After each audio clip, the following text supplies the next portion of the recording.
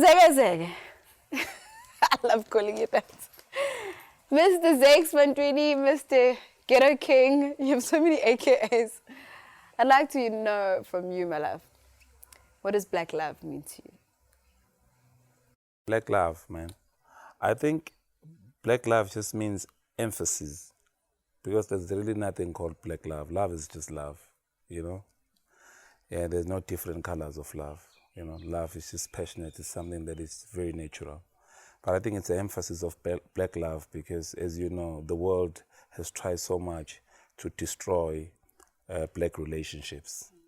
Hence, that's why I think the world is shouting black love, because it is important for us to go back where we used to be.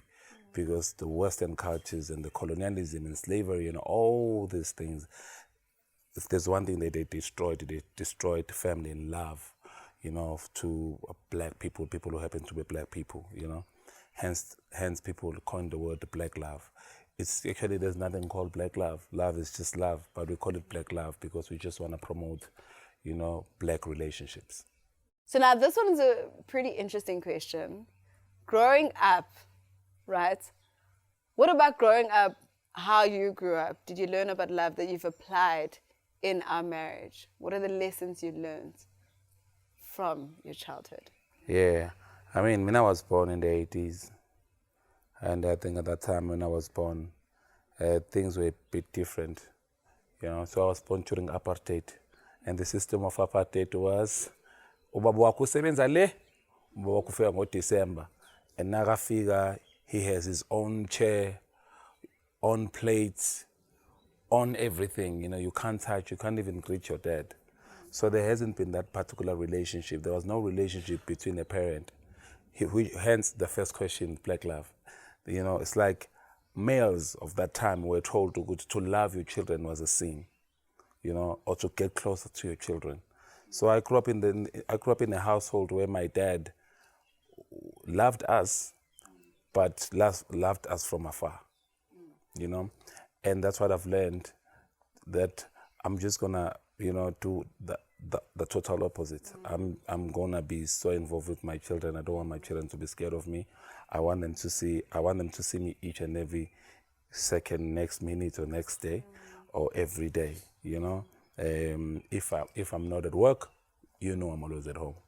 So I think that's what I've learned. That, you know, the emptiness that you feel when you don't actually have a relationship with your dad, especially dads, you know, that I wanted just to make sure that I was fully available and present to my children, not only with just financially, but also physically and emotionally and otherwise.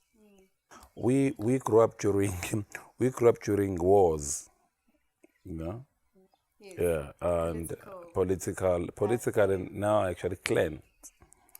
Yeah, it was Ncamalala, actually I'm a Kanyile.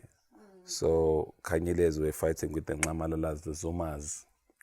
Actually, the president just lives not far away from Nkandla, because I'm from Nkandla originally, that's where my dad is from. And that's why we couldn't actually change our surname to my dad's surname. Yeah, because Agnezimpi, and if you were a Kanyile, you were going to be killed. And I guess also that contributed toward my dad not coming to see us as often, because people were tailing him and they wanted to find out where Inganzake Shalabe. Believe you me, there was a time when they tried to come at home to obviously kill us, because they had found out that my dad had two sons, and luckily they missed the home.